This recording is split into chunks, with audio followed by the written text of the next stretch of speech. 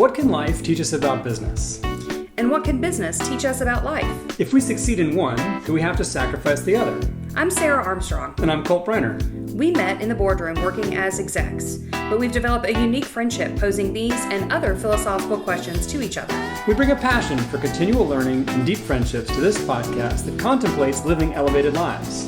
While we have very different life experiences, we're also kindred spirits in the pursuit of knowledge and meaningful personal relationships. Come with us as we challenge each other and our guests to think differently, be open to new perspectives, and embark on journeys of elevated lives. Hello, everyone. Can you hear me? I can hear you. We're back. Yeah. All right. And we're back. So for those of us just joining, Colt and our guest today, we've experienced a little bit of technical difficulties, but we are very proud of our troubleshooting abilities in order to get our very first guest onto our podcast, episode number 3. So if you are joining us, if you've been following us, we have with us Rob Walters, who I'm going to introduce in just a moment. Our last visit, Colt was here in Naples. We had a great fireside chat where we talked about just growth as a topic in general. And it seemed like a very natural progression to ask Rob Walters, who is my personal mentor and friend, to join us on this call. So we're going to explore with Rob from his perspective, what it was like to mentor me specifically, but he's going to provide some guidance and direction and just intriguing thoughts on being a mentor to people, how to be a good mentor, how to spot people that you may want to mentor, and then also what that experience is like kind of from his perspective. So I'm going to brace myself for whatever stories Mr. Rob Walters is going to share with you. And I will just say, just for the good of the listening audience, Rob and I have known each other for about 15 years.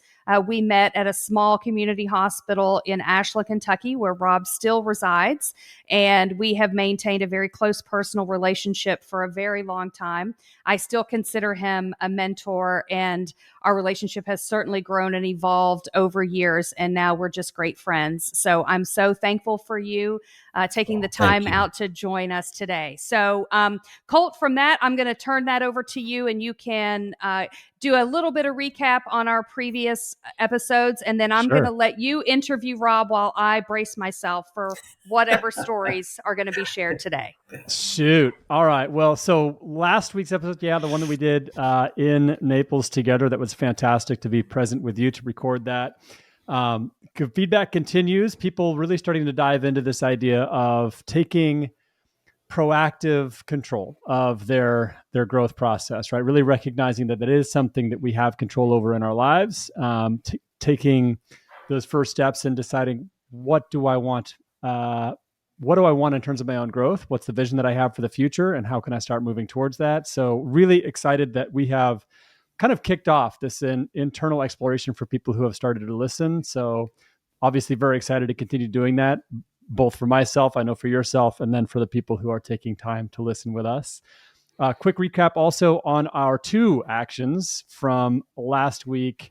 The first one being to consider engaging with people who you trust in the right way. And I know we're going to get insights from Rob on this to help you identify maybe blind spots that exist in your life, maybe areas where you could be pursuing growth but aren't even aware of it. And then the second action was that we recommended taking an inventory of people that you have things that have things about them which you admire or would like to perhaps pursue developing in your own life. I haven't really thought of where to go next from there, but Rob, I expect you might. So I wonder if even those 2 actions, the first, the blind spots one, and then the other, just sort of taking an inventory of people who have traits or aspects about them that you admire, if either one of those kind of compels you for a starting point in our conversation.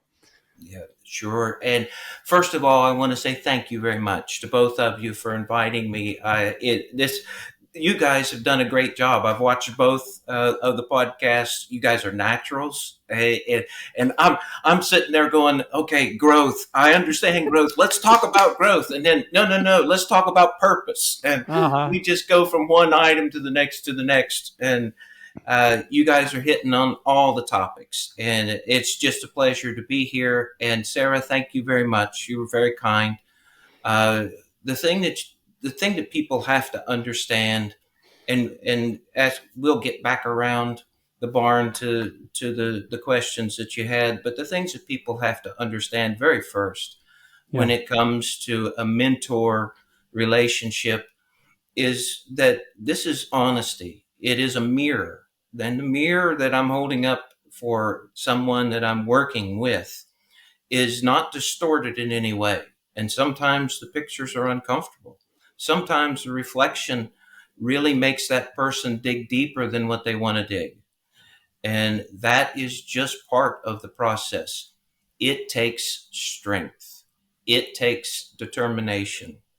It takes perseverance and patience.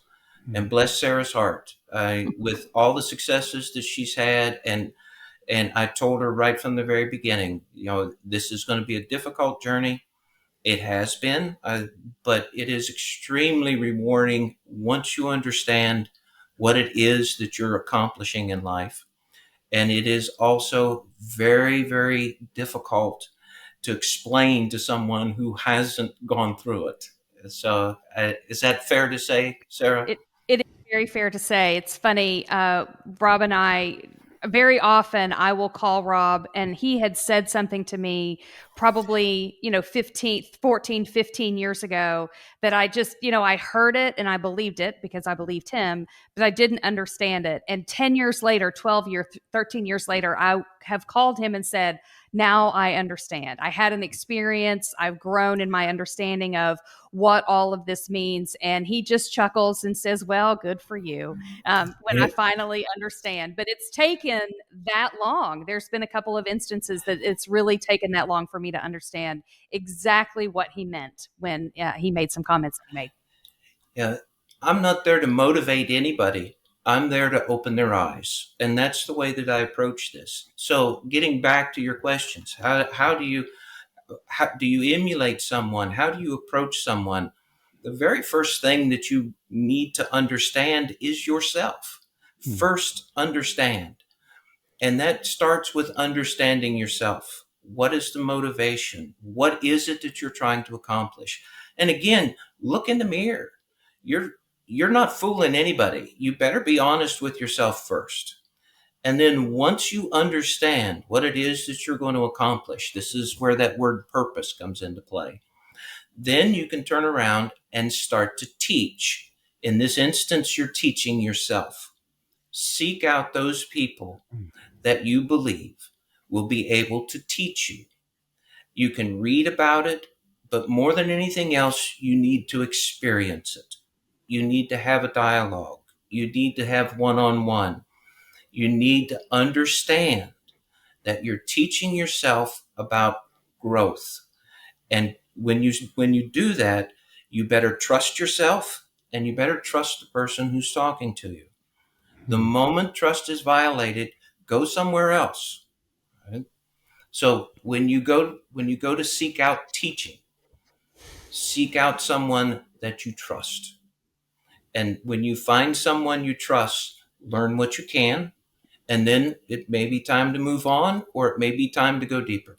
It just all depends on what it is that you're seeing from that person and how that relationship works. So first understand yourself, then begin to teach yourself. All of this requires what I call quiet courage, which is the courage. Everybody's got bold courage, especially executives. Bold courage, this and that. Follow me. I know the direction. It's a bunch of hokey pokey. Yeah, that it works. Okay. But that's not what grows a person. What grows a person is quiet courage. The ability to look in the mirror, face your strengths and weaknesses, understand them, and then go seek someone to help you improve. So maximize the old adage, maximize your strengths, minimize your weaknesses. First understand, then teach. So I want to ask you about quiet courage specifically. As I think about just the word courage in general, the word courage in general and the word fearless, they're totally different things, right? A person who's fearless is not experiencing fear. Courage is what is necessary when you are experiencing fear. It's something that you need to have rise up within you or foster within you in order to meet a circumstance where fear is coming. Can you tell me how you see fear playing into the exercise of growth and personal teaching such that this quiet courage is necessary? All right. I'm going to replace the word fear with doubt. Sure. All right. Yes, people fear. They fear the unknown. They fear snakes. They fear spiders. There's fear has a very large and broad meaning and is extremely powerful. Yeah. But I think the better word to use here is doubt. When they face the self-doubts, where do they go? How do they get past that? And in this process, you have to build on a foundation. The very first thing you have to have is you have to be safe. You have to know where your next meal is coming from. All right. You have to know that you have some place to be. Shoot, guys, if you're not fortunate enough to have the safety in place, this growth stuff is irrelevant. The next thing that you want to think about is, are you going to survive for tomorrow? And there are a lot of people that live from one day to the next to the next. Once you get past that beginning platform, then you have to talk about security. Security is your ability as an individual to count on safety for the next week, the next month, the next year, the next generation. Sure. So it's safety reoccurring, and you are confident in that safety. Once you have safety and security, now you have the opportunity for purpose. Purpose drives courage. If I don't have the purpose, when Sarah came, she had last time you guys talked about Sarah's motivation. She had just lost her husband. She wanted to be someone other than the person that is being perceived. Yeah. She was safe. She had security. That was purpose. Got it. That brought forth courage. So when you're talking about quiet courage, you're talking about the ability to achieve quiet courage, safety, security. Then find me a purpose. Now that I have a purpose, you're motivated. Yeah. Now I know the direction I want to go in, and I can overcome the doubt in my mind that I'm going to ask the wrong questions or look foolish or talk to the wrong person. Shoot, get out of my way. Let's go. I got a purpose. I don't want to be that individual any longer. I want to grow. Does that make sense? It makes a ton of sense. It's almost like a Maslow's hierarchy sort of a prerequisite into growth.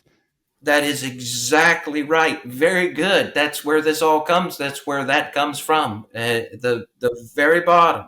You better be safe. If you're not safe, you can't have security. If you don't have security, you can't have purpose.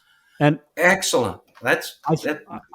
I have seen in others, and certainly in my own life, if I'm being really honest about myself, I have on occasion, right, had this, what ultimately is fear disguised as pragmatism, right? Where I'm avoiding something because I have a practical reason to avoid it, right? Rather than leaning into it, I give myself the reason to not address that doubt.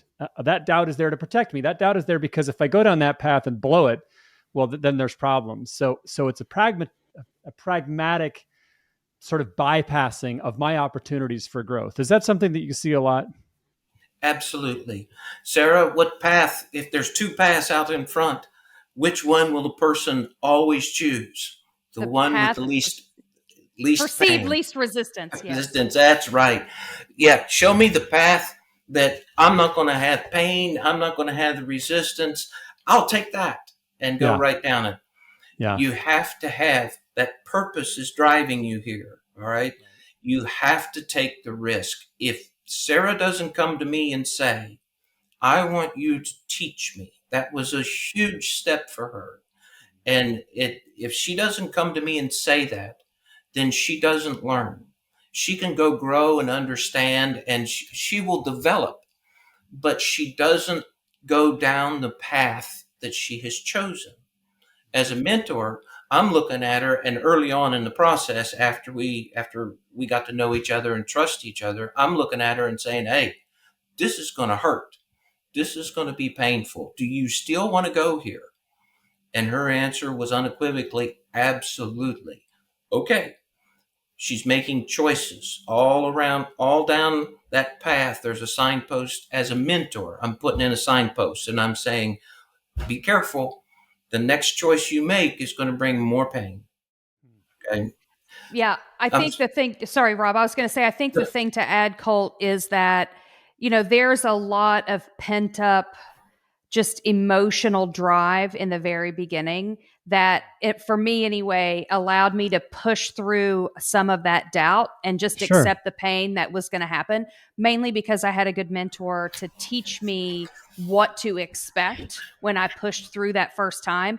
But once you kind of push through that pragmatic, is this the right thing? I'm not trusting my instincts once or twice, and realize what it feels like on the other side, and you get that experience, then you start to really identify and grow your own instinct in a way that you trust it more.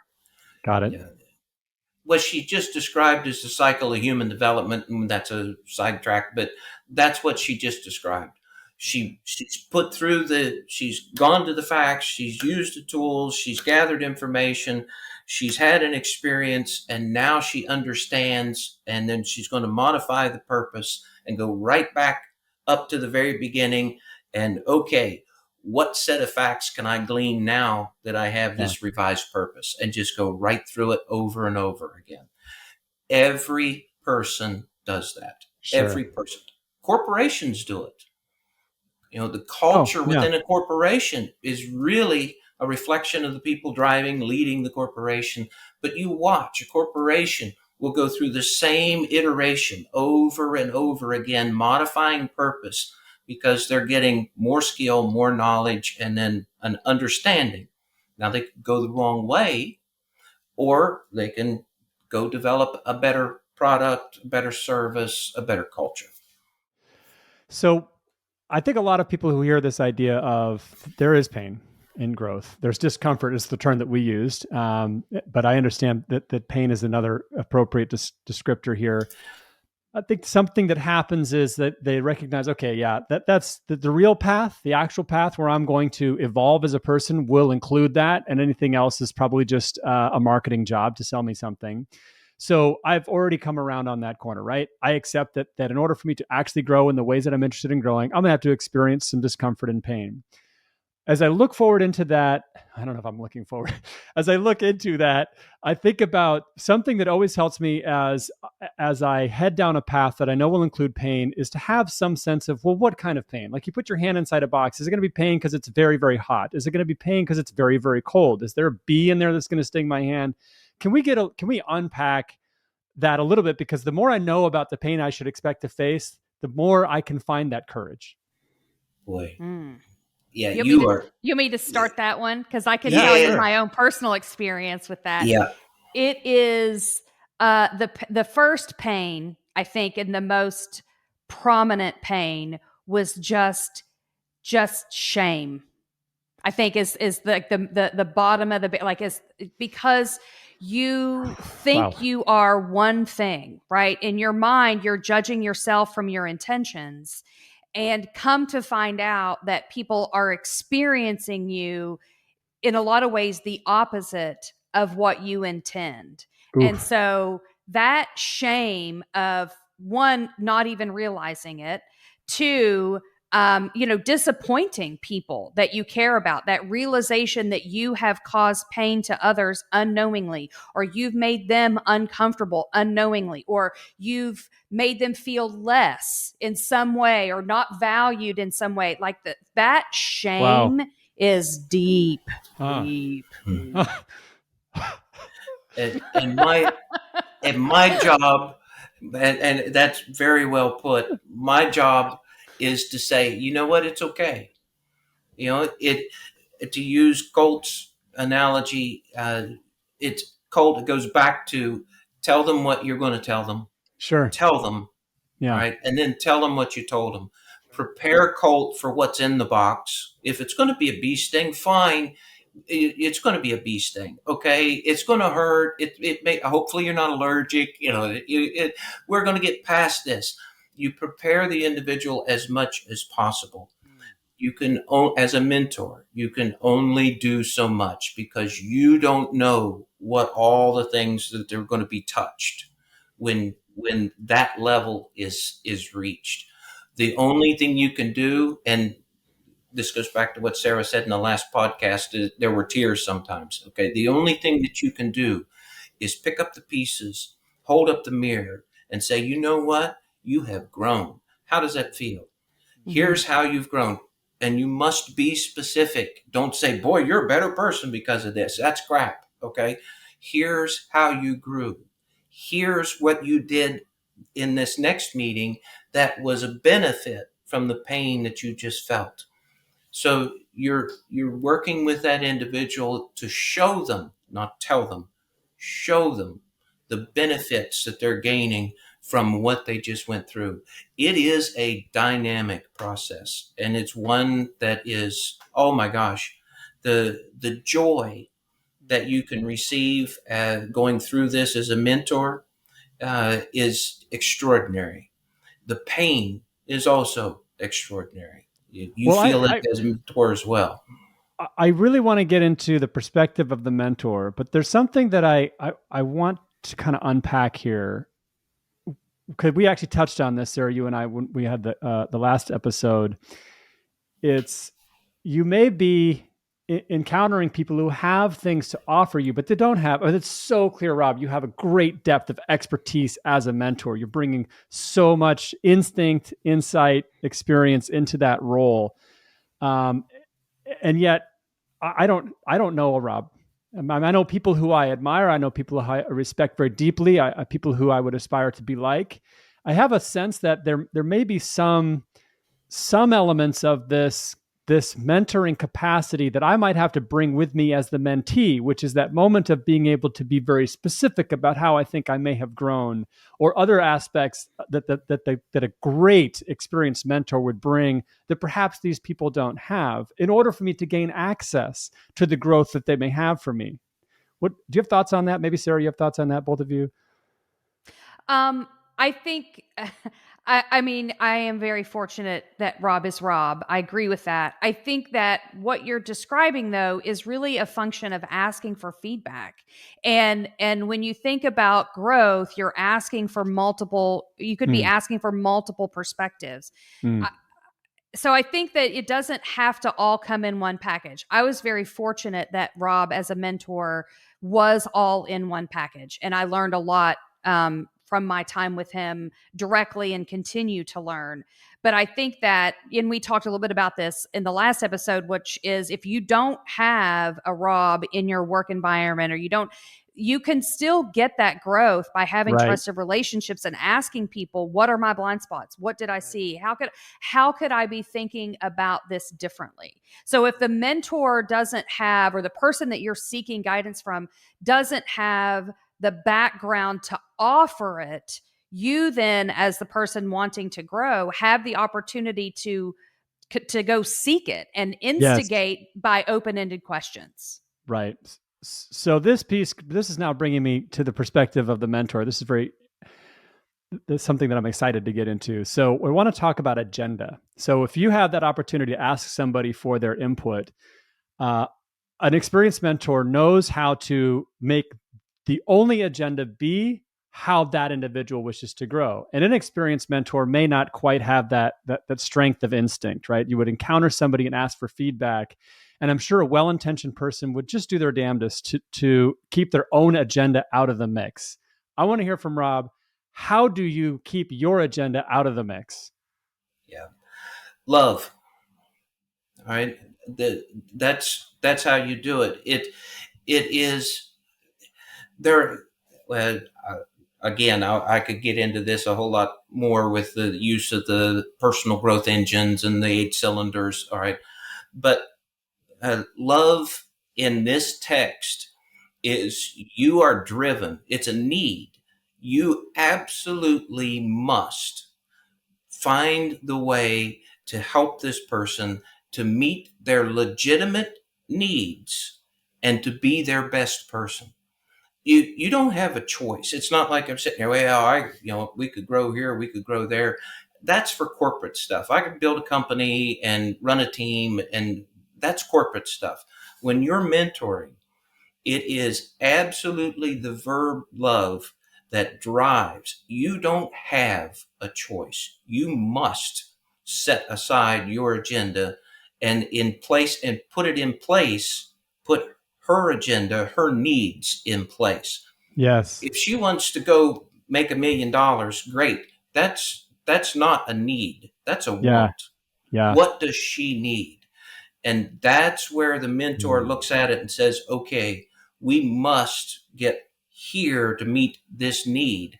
Yep. And then that's where you start moving the individual through tools, through experience more than anything else. You don't have a choice. You got to do it. Does that? It's a 100%. Difficult concept for me, but does that make sense? It really does. There's something in that I want to double click on, though, and this is where you use the way you use the word love. There's a need, there's a feeling, and there's a verb. Can you? Yeah. Because I think that's so central to what you're talking about. Can you unpack that for us a little bit? Sure. The feeling, I love my wife, Jennifer. I love my granddaughter, my son, my family. All right. There's all kind of love. That's broad. That's the emotional piece. There's all of that is in there. All right. The love that we're referring to here is love thy neighbor as thyself. Right. Love that person, not at the way that I would love Jennifer. Love that person in the way that would help them. Help yourself. Help that individual. The verb love, James Hunter, I even wrote this down because James Hunter is, I don't know how well known he is. He's not certainly the Collins or Maxwell, but he really years and years and years ago put pen to paper and really helped me to understand what my role would be. He says it's the acts of extending yourself for others by identifying and meeting their legitimate needs and seeking their greatest good. And I don't think I could say it any better than that. Love that. I would also say that in Christian theology, they talk about agape love, which is very similar to, Jesus Christ love and those kinds of things. And I know of a few people that to me personify agape love. One is our dear friend John Harrison Colt, who and when he left the organization we were working together in, I gave him, a message about he personifies agape love, just that person that is constantly pouring into others. And I think, Rob, that's what and you pour into others as a need, right? That's a need that you have. Have to. That's correct. Once you see it, once you're asked to provide it, if the individual meets the thresholds, you don't have a choice. You go. And you do everything you can.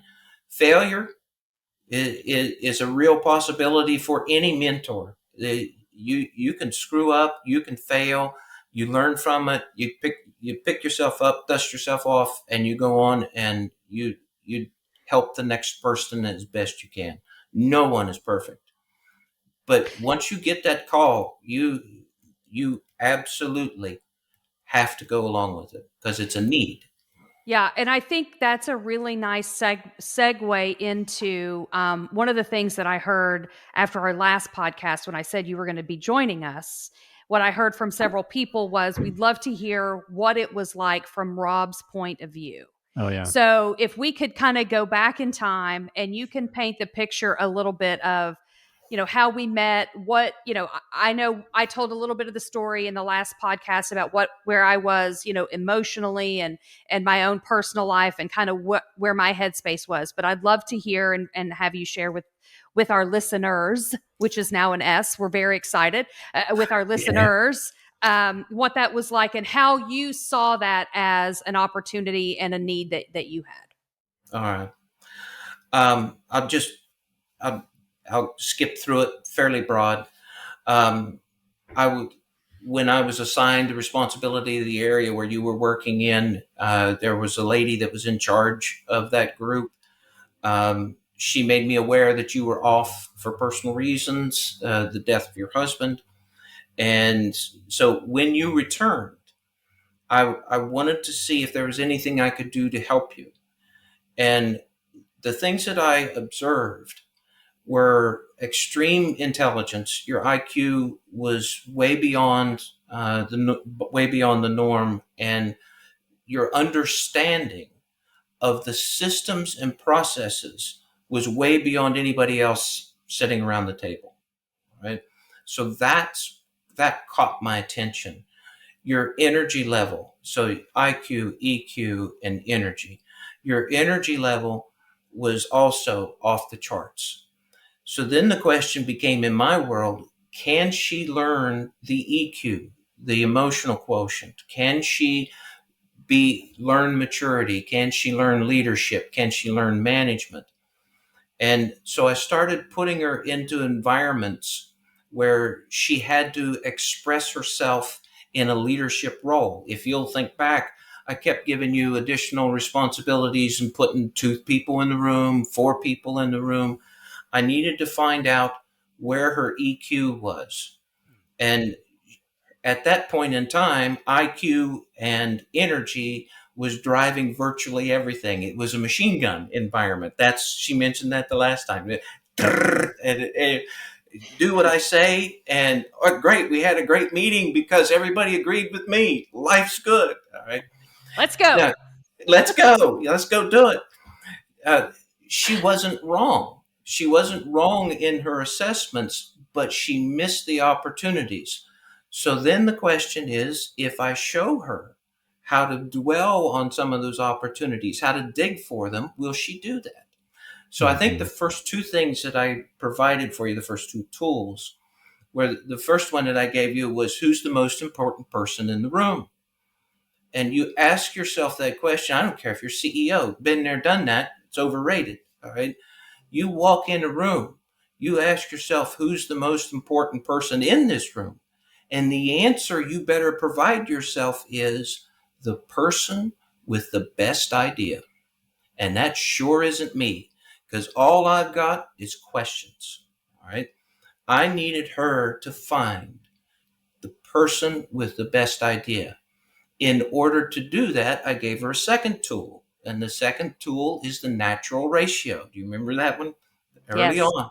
Yes. The natural ratio is very simple. If we're fortunate, the good Lord has blessed us with 2 eyes, 2 ears, and 1 mouth. All right. Those proportions are just about right. When you walk into a meeting, you're not the most important person. And in order to find the individual with the best idea, you must listen and watch 80% of the time. When you speak for that 20% of the time, you better be asking questions. Those are the tools that I gave her, and then I put her in an environment. And I think you mentioned on the last podcast, if I remember correctly, you stopped and you said, wait a second, what do you guys think? That was the turning moment. All right. Mm-hmm. Now, courage, the other piece, was when we were sitting in the radiology meeting and we were talking about results. Mm-hmm. And they, had all the brass there, and I'm sitting there listening to this stuff, and Sarah's sitting over there listening, and you could tell she was on a slow boil. And everybody was saying, 72 hours, this was going to be great, 70. And she stops and she says, place is loaded with all the directors and some vice presidents and some C-suite. Yes, the C-suite folks. And she says, look, she said, that's not good enough. I've been there. I need results. I want those results in 24 hours. As a patient, I have to have that information. Why would you make me wait 72 hours? Mm-hmm. Those two events put her on the path to where she is now, because those two events told me, you give her the tools, she's willing to learn, and she's got the courage because she has purpose. She had the purpose necessary in order to generate the quiet courage. Sarah, I'd be curious, how do you remember those things, and does that make sense to you? Yeah, I tell people a lot, when I asked Rob to mentor me, he didn't teach me anything for about 4 months. All he said to me every day, and I mean every single day without fail, he would say, "Now remember, Sarah, you are the least important person in the room." He would Yeah. say it every day before every meeting or before a meeting or whatever. And I mean, this went on for, I don't mean a couple weeks, I mean months. Until finally he asked me at the end, he said, "Do you know who the most important person in the room is?" And I said, "I have no idea, but I know it isn't me." Yeah, there you go. He said, "You're right. It's the person with the best idea." Okay. And so, yeah, So very similar recollection. I want to dig into this because I can see this as kind of a personal obstacle for myself. And I anticipate other people may be dealing with this. So as you described, Rob, as you described her, IQ off the charts. Okay, totally. Yep, I've seen it myself. And a person with a high IQ has a great capacity for solving problems, a great capacity for coming up with ideas. So you have a person walk into the room who has an off the charts IQ in a room with people probably with a mix of IQs. And the presumption here is that the person perhaps with the greatest capacity to come up with the solutions isn't the person with the best idea, which is something that individual kind of needs to get their head around, not only because probably they've had a long lifetime, even a series of experiences that have reflected that they do come up with good ideas and that their ideas work. Now needs to just say, it's not about my idea. It's about somebody else in the room. How do you talk me through that? Sarah, do you want to Sure, go with that one? I'll take that one. So it is a challenge to go from the person with the perceived solution. And one of the things that, Rob told me very early on is that my ability to process information is very fast. And so by the time the problem statement is even being said, I've likely already come up with some sort of solution. So it isn't necessarily that I'm best. Sometimes I'm just first, which is not the same thing. Agreed. So second of all, what I learned to do through his tutelage was to, instead of making declaratory statements of this is the best idea or some faction of that, I learned to change my dialogue to building upon other people's ideas and creating that safe space where people really feel like they can throw their ideas out. There's no dumb idea. There's no wrong answer. But it was my job as the leader to create the safety in the room for people to throw out the ideas that then we all had an opportunity to build upon.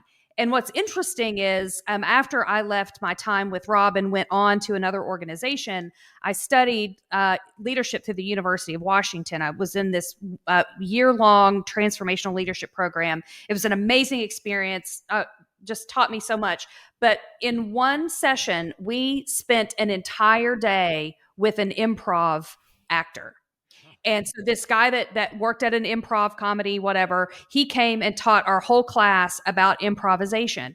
And I didn't understand it at the beginning of it, but now I understand that the whole reason we spent an entire day learning how to do improv was because the premise of improv is you can never reject anything. You can only accept and say yes and build upon, right? Which you do so well.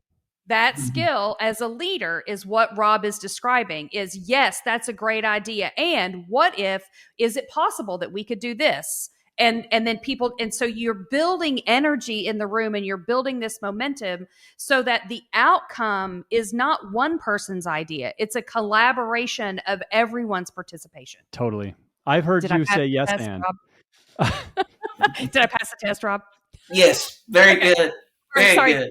Sorry, Colt, go ahead. Yeah. No, you're totally. I've heard you say. I mean, I hear it. I hear it with deliberateness when you use yes and. So many times when you and I speak, your use of yes and has become so so procedural for you, and I know that it's there because you've seen the results of taking that approach. Mm-hmm. Yeah, and I think that what the byproduct of all of this is that, because we're talking about growth and we're talking about our own personal growth, but we're also talking about ourselves as leaders of others. And Right. the byproduct of all of the things that Rob is teaching is that it creates trust with our teams. Yes. Which there enables us to be better leaders. And so people ask me, well, how do you create trust? How do you create trust so quickly? Ooh, that's a tongue twister. Create trust so quickly. And it's not because I walk into a room and say, I need to create trust with these people. It's because these behaviors innately create trust, but because you're putting others at the center of the equation instead of yourself. This is what came up for me when you guys were going through this. Is I can see this quite clearly that you may have just I don't know even how to say this, just like by all subjective measures, you might have the best idea. That might be yours. But the second best idea, coupled with the ownership that person might feel about it, is going to produce a stronger result from that person or that team because they have a sense of ownership about it, a pride in their idea and pursuing it, versus I'm going to take Sarah's idea and execute on it. I just see that as a much more powerful combination. Yes. Yeah, because our job as leaders is to also create energy. So you've heard me talk about energy. Rob talks about energy. And for those of you who may not know, we'll circle back to this, but Rob has some concepts that we're going to talk about before we close so that people can read and study more of some of the languages that he's using. But this concept of creating energy and understanding our own energy, and then as a leader, understanding our own energy, understanding the energy of those around us, and how to create it is our role, because that collective energy inside of an organization is what drives growth and sustainability inside a corporation. Yeah. Yep. That's so many things I'd love to just pick at with it because it just makes all the sense in the world. One of the things she said was that you have to, when you walk in the room, you have to have a safe space. All right. They have to be willing to share with you. That begins with professionalism, which is respect. When you walk into the room, you are professional. You respect everybody automatically. I don't care what they're doing. I don't care what they say. I don't care what the history has been. You walk in, you respect them. Right? Yeah. One of the very first things I do when I would purchase a company for a banking firm that I worked with, or at the hospital, I stand up in front of the group and I raise my hand and I say, from this moment forward, I am responsible for everything that goes wrong, whether it was done a year ago, today, or 6 months from now. I am responsible. You get credit for everything that goes right. And then I execute on that. What you've done is you have removed a level of fear that they have been taught over the last how many years they've been employed. And they're going to watch you like a hawk. And if your words and your deeds align, you immediately create that safe space. And you can mine for ideas all day long. But when you say you get the credit, you better deliver. When you say you respect everybody, you better be the one respecting. When you walk in a room and you tell somebody, I really want to hear what you have to say, you don't do it and then say, well, that's the dumbest thing I ever heard, because you do it once and then nobody will ever trust you. Wow. It's real simple. Say it, do it. And it all begins with respect. Respect for everybody, including yourself. Right? So is that a safe space environment? Yeah. Well, it's interesting because, Colt, earlier in our discussion, you talked about quiet courage and the pain that you go through. And we kind of moved on, but I wanted to circle back and say, for me, once I had that, kind of got over that shame and disappointment and all of those feelings that all of this came up, brought up for me in the very beginning, I started seeking out those people that I had disrespected, not intentionally, but through my actions, I had disrespected them. And being vulnerable and sitting across the desk and walking into somebody's office and saying, I owe you an apology. Here's what I did. I didn't mean to, but I see now that I may have made you feel X, Y, or Z. I want to do better going forward. Those relationships that you make when you can allow yourself to be vulnerable and be genuine in that kind of apology, and then they go and see your behavior change from that moment forward, they are unbreakable bonds. I mean, I have relationships with people that were around me at that time that I could call those people today and say, I need something, and they would absolutely do it and right back at them. Yes, that's so true. And when you use yes and, I use please help me understand. Mm-hmm. One of the most powerful things you can do is look at somebody in an environment like she just described. Please help me understand why that works. Please help me understand why this doesn't work. And when you say it that way, there's science that goes along with it, but those are the most powerful disarming words that you can say.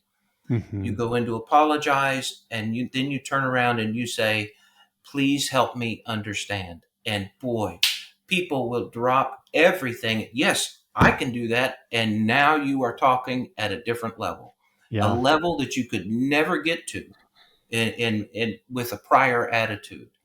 That is the joy that people feel that gets them through that next level of experience of pain and gets them on down the path that may be more difficult and require more energy. Okay. There's no way this is the last conversation we're going to have with Rob. There's so much here. Oh my gosh. So, I know. I was just thinking, wow, we could unpack so many things. So yes. I know. So as we start to wind down, I want to do a couple of, public service announcements. So Rob, you are a published author. I had the privilege of having some advanced transcripts of all three of your books. I don't know if you have them handy, but they are. Of course. Yeah. Yes, of course you do. Yeah. Of course you do. Yeah. So there are 3 books, and Rob tells a lot of his personal story. I'm in there. He references me a couple times, which is super fun. And so those are available. They could order from Amazon if they wanted to order them and do some additional reading. There's some great leadership theory, the personal growth engine that you talked about. So we want to make sure that we give you the appropriate plug, because that is the foundation of a lot of this dialogue. I think that Colt and I love talking to you. I know the two of you have met before. We love talking to you. We would love to hear from our audience. Yeah. What would they like to double click on next with Rob Walters?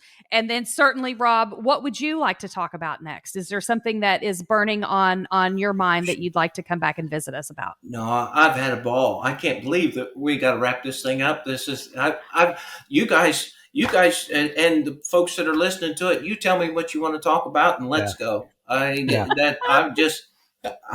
could do this. I've loved doing this for 30 years, and there's no greater joy for me than to share this kind of information and to talk to good people.